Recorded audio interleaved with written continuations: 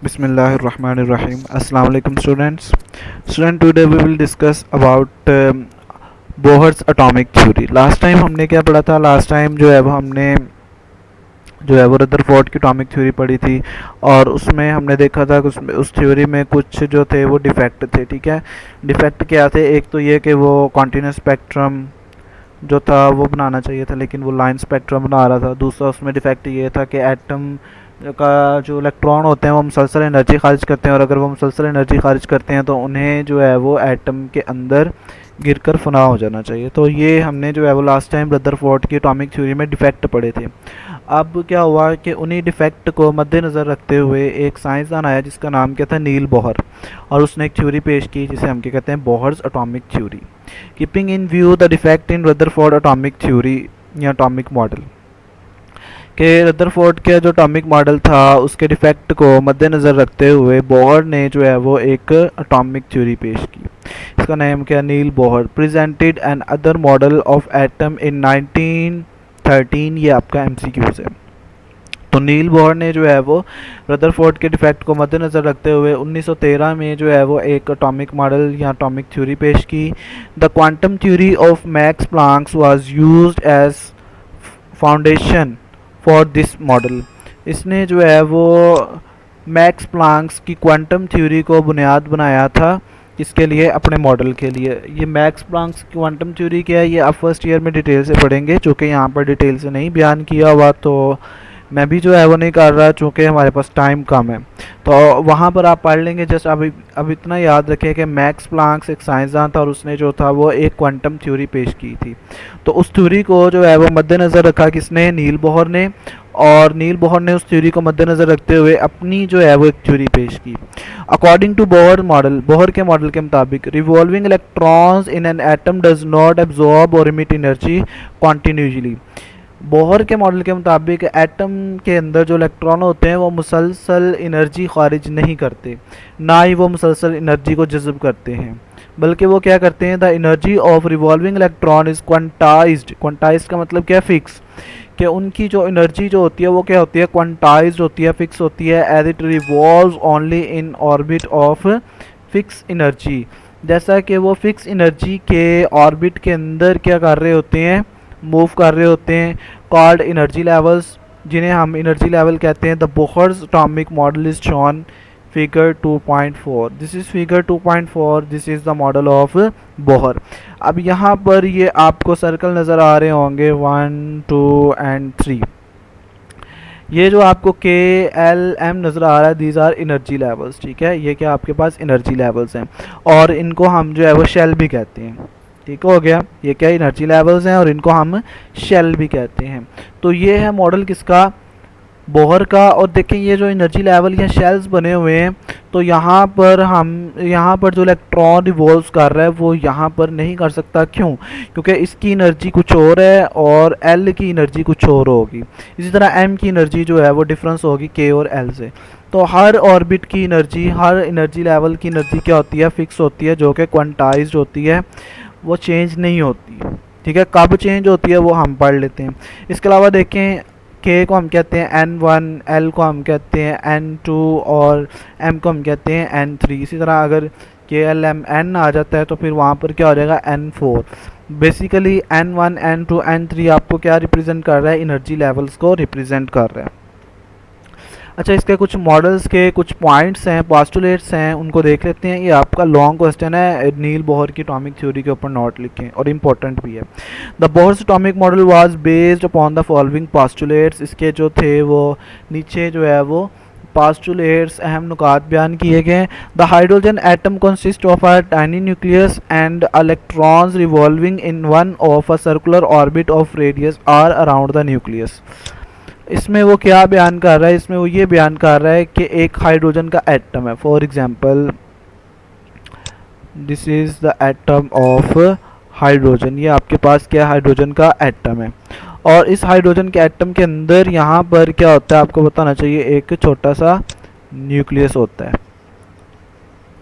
ठीक है, यहाँ पर इसके अंदर क्या होगा? एक न्यूक्लियस होगा और यहाँ पर क्या करते हैं? इलेक्ट्रॉन रिवॉल्व करते हैं, घूमते हैं. This is energy level. इस तरह इलेक्ट्रॉन जो है वो घूम रहा होता है इसके अंदर।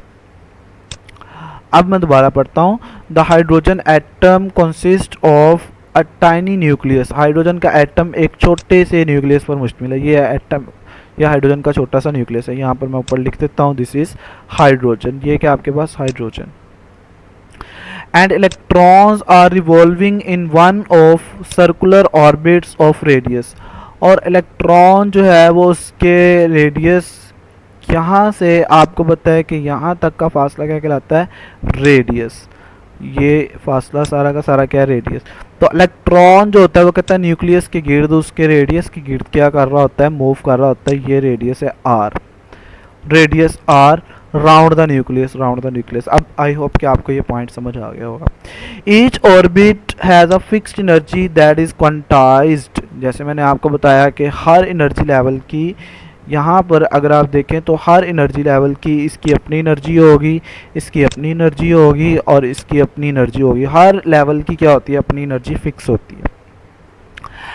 As long as electron remain in a particular orbit, जब तक इलेक्ट्रॉन किसी पर्टिकुलर ऑर्बिट के अंदर रहता है, इट डज नॉट रेडिएट और एब्जॉर्ब एनर्जी। फॉर एग्जाम्पल अगर इलेक्ट्रॉन जो है वो इसमें के में मूव कर रहा है, ठीक है, इलेक्ट्रॉन अगर के में मूव कर रहा है तो इसकी एनर्जी क्या है जी, क्वांटाइज्ड है, ये चेंज नहीं होगी। Then does not radiate energy.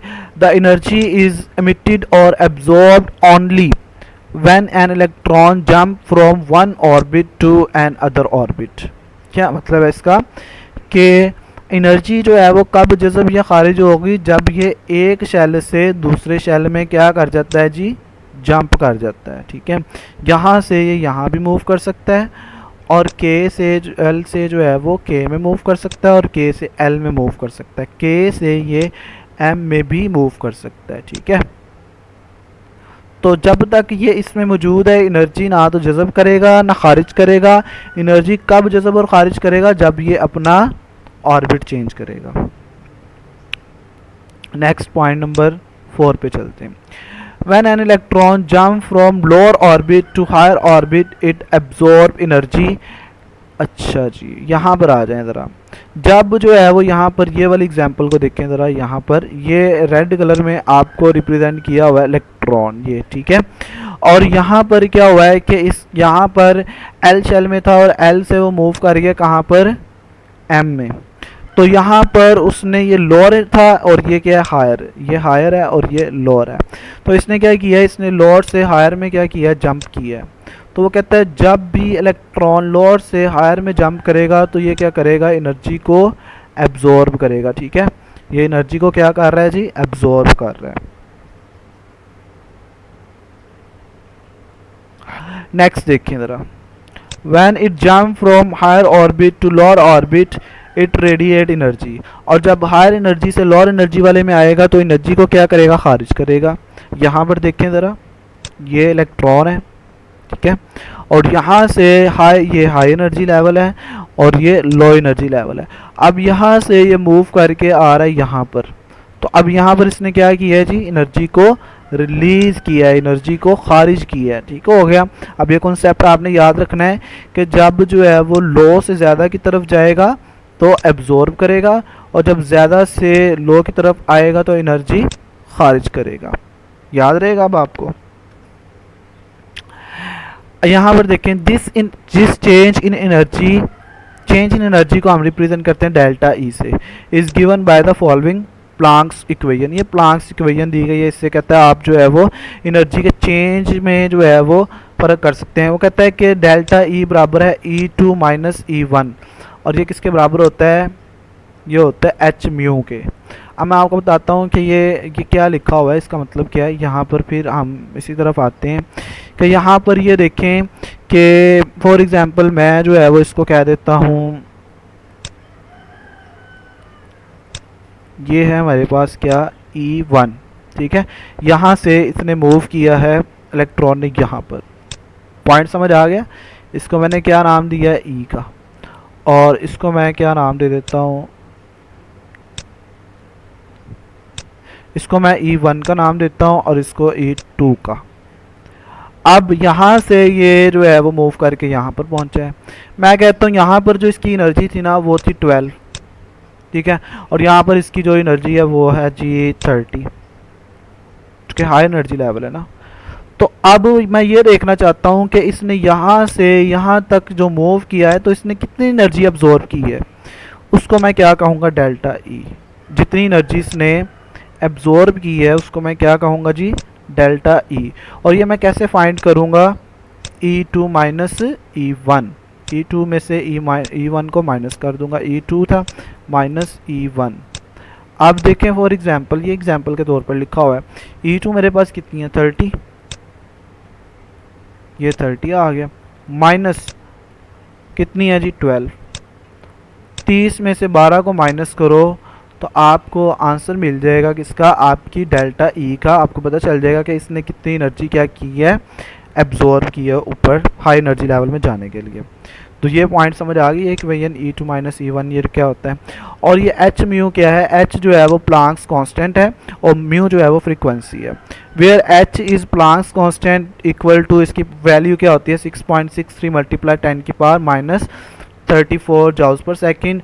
And mu क्या होता है, इसको म्यू पढ़ते हैं, ठीक है, वी लिखा हुआ है लेकिन म्यू पढ़ते हैं, इस फ्रीक्वेंसी ऑफ लाइट। ये क्या होती है, फ्रीक्वेंसी ऑफ लाइट होती है। तो ये भी आपको समझ आ गया। एच म्यू क्या होता है, ये एच जो है वो प्लांक्स कांस्टेंट है जिसकी वैल्यू क्या होती है 6.63 मल्टीप्लाई 10 की पावर माइनस 34 जॉल पर सेकेंड। और ये क्या होती है, म्यू फ्रीक्वेंसी होती है, और लाइट की फ्रीक्वेंसी जो है वो उसे आप क्या कहते हैं, म्यू कहते हैं इस यहाँ पर। नेक्स्ट जो है वो आप देखें, लास्ट पॉइंट है इसका, electrons can revolve only in orbit of a fixed angular momentum given as. Angular momentum क्या होता है जी, ये देखें आप, ये न्यूक्लियस है, तो ये जो है वो क्या होता है कि इसके एक मखसूस ऑर्बिट, ये क्या है, एक मखसूस ऑर्बिट है, और इसमें क्या कर रहे हैं, इलेक्ट्रॉन रिवॉल्व्स कर रहे हैं, इसमें इलेक्ट्रॉन क्या कर रहे हैं, रिवॉल्व्स कर रहे हैं। तो ये इसका क्या होता है कि जो भी चीज़ एंगुलर पाथ पे मूव करती है उसका क्या होता है, एक एंगुलर मोमेंटम होता है, ठीक है। तो यहाँ पर वो बात कर रहा है कि electron can revolve only in orbit of fixed angular momentum, इनका फिक्स्ड एंगुलर मोमेंटम होता है, और इसको किससे रिप्रेजेंट करते हैं, MVR से। और इसको फाइंड कैसे करते हैं, NH/2 पाई। अब N क्या होता है, N मैं आपको पीछे बता चुका हूँ, एनर्जी लेवल्स, ये आपके पास N है, शेल 1 है, शेल 2 है, शेल 3 है। फॉर एग्जांपल जो है वो शेल 2 का फाइंड करना चाहते हैं तो आप N की जगह क्या लिख देंगे, 2 लिख देंगे, ठीक है। अब H की वैल्यू आपके पास ऊपर मौजूद है, ये वाली 6.63 मल्टीप्लाई 10 की पावर माइनस 34 जॉल पर सेकेंड, एच भी आ गया। 2 पुट करें और पाई की वैल्यू आपको पता है 3.14 होती है। तो ये वैल्यूज पुट करें, किसी भी आप जो है वो ऑर्बिट का एंगुलर मोमेंटम फाइंड कर सकते हैं with the help of this formula. और मैं आपको कहता हूँ जी फाइंड करें जी, फोर्थ शेल का जो है वो फाइंड करें, तो आप एन की जगह क्या लगा देंगे, 4 लगा देंगे। बाकी आप इसकी वैल्यू पुट करेंगे तो आपके पास जो है वो शेल 4 का एंगुलर मोमेंटम आ जाएगा। Where N is the quantum number of orbit number having values 1 2 3 and so on, ठीक है, जैसा कि हम जो है वो उसको देख चुके हैं। एट द एंड जो है वो ये भी आपका एक लॉन्ग क्वेश्चन है, summaries difference between theories, Rutherford की एटॉमिक थ्योरी और बोहर की एटॉमिक थ्योरी में क्या फ़र्क है। ये पेपर में कभी शॉर्ट भी आ जाता है और कभी लॉन्ग भी आ जाता है, इंपॉर्टेंट है, इसको आपने लाजमी याद करना है। रदरफोर्ड एटॉमिक थ्योरी क्या थी, it was based upon classical theory. Rutherford की एटॉमिक थ्योरी किस पे बेस करती है, क्लासिकल पुराने दौर की जो थ्योरी होती है। और बोहर की थ्योरी किस पे डिपेंड करती है, अभी हमने पढ़ा है क्वांटम थ्योरी ऑफ प्लांक्स की क्वांटम थ्योरी के ऊपर बेस कर रही थी, देखा था ना आपने। नेक्स्ट वो कहता है electron revolves around the nucleus. इसने कहा था इलेक्ट्रॉन न्यूक्लियस के गिर्द क्या करते हैं, घूमते हैं, लेकिन इसने क्या कहा था, electron revolves around the nucleus in orbit of fixed energy. इसने क्या कहा था, फिक्स्ड एनर्जी होती है जहाँ पर वो घूम रहे होते हैं। इसने कोई कॉन्सेप्ट ही नहीं दिया, इसने बस यही कहा था कि इलेक्ट्रॉन जो होते हैं वो न्यूक्लियस के गिर्द क्या कर रहे होते हैं, गर्दिश कर रहे होते हैं। तो रदरफोर्ड ने की एटॉमिक थ्योरी, इसने जो है वो no idea about orbit was introduce, इसने ऑर्बिट के बारे में कोई आइडिया नहीं दिया। और इसने क्या कहा था, ऑर्बिट हैड एंगुलर मोमेंटम, जैसे अभी हमने देखा कि एंगुलर मोमेंटम किस तरह फाइंड करते हैं। तो इसने कहा कि हर ऑर्बिट का क्या होता है, एक मखसूस एंगुलर मोमेंटम होता है। Atom should produce continuous spectrum. Atom, इसने कहा था एटम जो है वो कॉन्टीन्यूस स्पेक्ट्रम देता है, लेकिन हकीकत में वो क्या देता था, लाइन स्पेक्ट्रम। और ये किसने जो है वो बताया हमें, नील बोहर ने, नील बोहर की एटॉमिक थ्योरी ने बता दिया कि ये जो है वो लाइन स्पेक्ट्रम देता है। क्यों देता है कि आपने देखा कि वो जब जो है वो जंप करता है हायर टू लोअर या लोअर टू हायर, तो तभी जो है वो एनर्जी को जज़ब या खारिज करता है, तो उससे जो है वो क्या बनता है, लाइन स्पेक्ट्रम बन जाता है। इसने कहा था जी कॉन्टीन्यूस स्पेक्ट्रम बनता है, जो कि इसका गलत था। Last point, atom should collapse. आपने देखा था कि इलेक्ट्रॉन जो है वो न्यूक्लियस के अंदर गिर जाता है और फना हो जाता है, लेकिन एज सच ये कहता है एटम शुड एग्जिस्ट। एटम जो है वो अपना वजूद बरकरार रखता है। थैंक यू स्टूडेंट्स, अल्लाह हाफिज़, शुक्रिया।